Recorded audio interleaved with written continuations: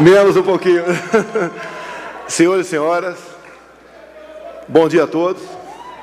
Autoridades já nominadas, meu amigo Lira, Pacheco, senhores ministros, governadores, senadores. Creio que Deus deu uma missão para cada um de nós. E nós somos privilegiados, todos nós, porque passa pelas nossas mãos não o futuro do município apenas, mas o futuro dessa grande nação chamada Brasil. Confesso, por vezes eu elevo o pensamento a Deus e pergunto: o que eu fiz para merecer isso? Porque se para uma prefeitura não é fácil, imagine para a presidência da República. E creio que todos nós já pedimos também, como lá atrás Salomão pediu, sabedoria. Nós pedimos também força para resistir e coragem para decidir. Temos um quase perfeito alinhamento, não pode ser 100%, obviamente, né, com a Câmara e com o Senado. E juntos nós trabalhamos para o futuro do nosso país. Muitas coisas aprovamos, debatemos, poucas coisas divergimos, mas isso é natural e normal na política. Mas, como um todo, o Brasil vai indo bem. Imagine se nós não tivéssemos pandemia, como o Brasil estaria hoje muito, mas muito melhor do que aquele que recebemos no início de 2019. Agora há pouco, a mensagem do Eduardo Gomes, o líder do governo, falou que está para chegar para os senhores a segunda parcela da cessão onerosa, coisa criada por nós.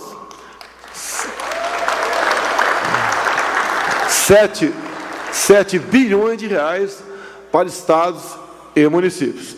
Tenho certeza que faremos, porque eu me considero um prefeito também, né, um bom uso disso tudo. Dizia aos senhores prefeitos, como disse aqui o Lira, até eu não havia entendido, né, porque eu estava ali tratando de outro assunto de forma inadvertida, né, a questão da improbidade administrativa. A grande preocupação nossa é quando deixarmos a prefeitura um dia, a minha, quando deixar a presidência, que vamos deixar um dia. E esta questão não pode nos perseguir por 10, 15, 20 anos. Fui muito criticado por ocasião da sanção da lei da improbidade administrativa, mas eu tenho certeza que trabalhamos junto com a Câmara e o Senado para dar mais tranquilidade para que os senhores possam trabalhar. Como disse aqui agora há pouco, o prezado Paulo, né? Como o sobrenome dele é complicado para mim, eu só falo Paulo aqui, né? No passado, realmente, eu estou aqui desde 91 e sei como os senhores eram tratados e como são hoje em dia. Hoje em dia, o tratamento é aquele que tem que ser dado aos senhores, obviamente, e o senhor retribui isso para conosco, porque a nós, o futuro, repito, não apenas do município, mas do nosso Brasil. A mim, muita coisa, obviamente, são afetas, faz parte da regra do jogo. Quando tive, há poucas semanas, na Rússia, tratando de fertilizantes, momentos antes de um ataque a um país vizinho, nós fomos lá lutar por interesses do Brasil.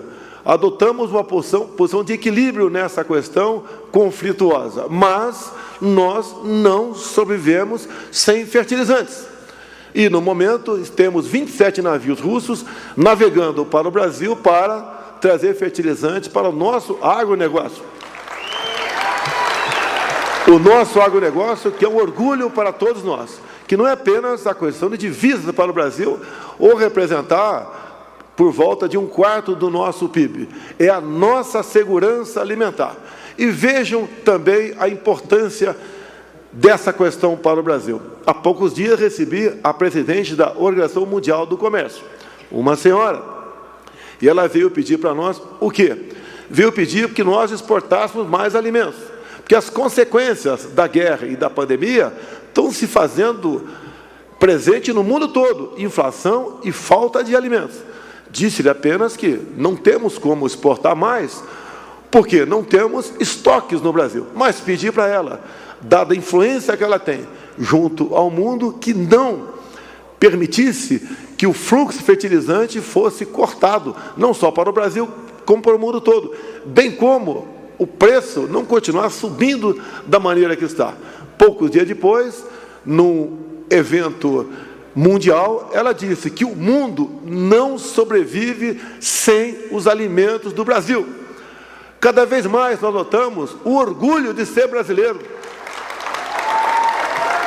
a nossa importância para o mundo todo e a responsabilidade que todos nós temos. Algumas passam por mim. E eu sempre digo, tem um bem maior do que a nossa própria vida. Essa é a nossa liberdade. Inegociável. Quantos de nós somos agredidos ao longo da nossa vida pública? Lamentamos, não queremos ser agredidos, mas temos mecanismos, temos como buscar reparar isso daí.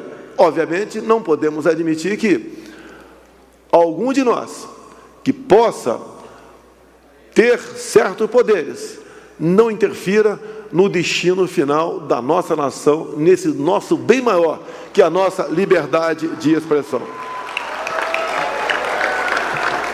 Queria muito a falar, mas o tempo é exíguo.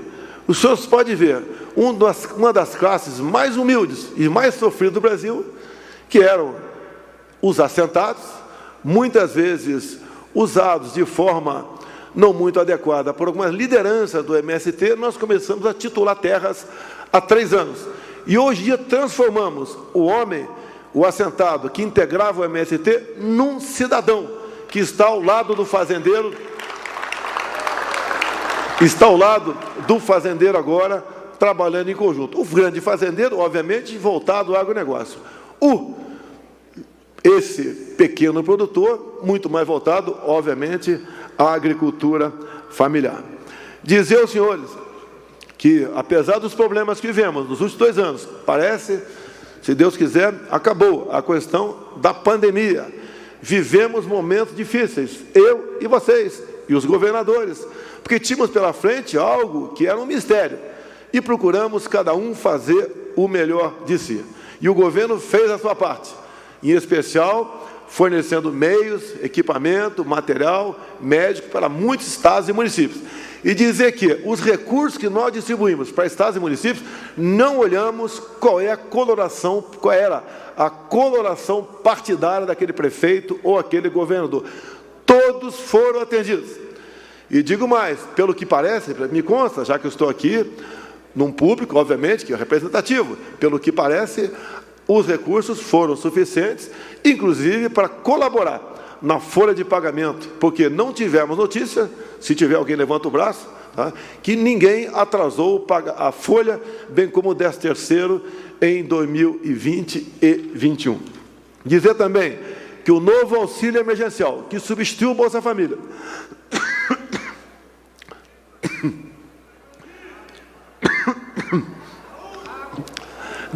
despeja por mês 8 bilhões de reais nos municípios. Isso ajuda na economia local.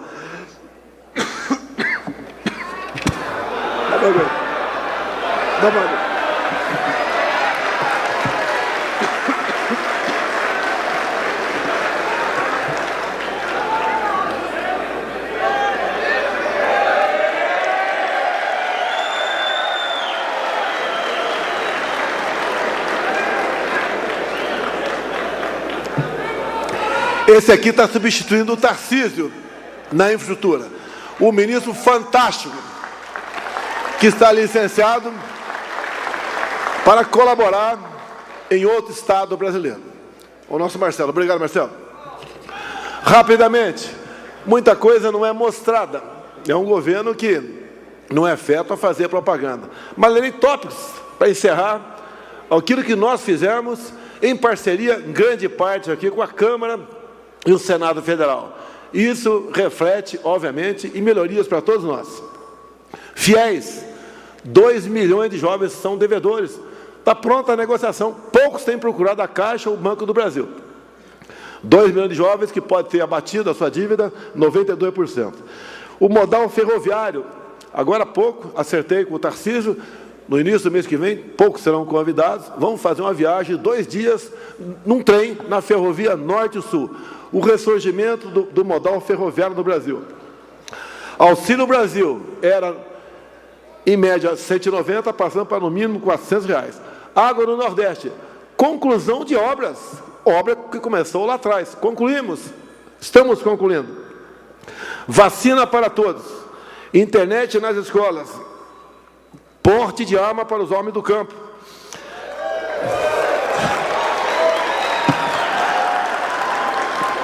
Povo armado jamais será escravizado. Desoneração da folha.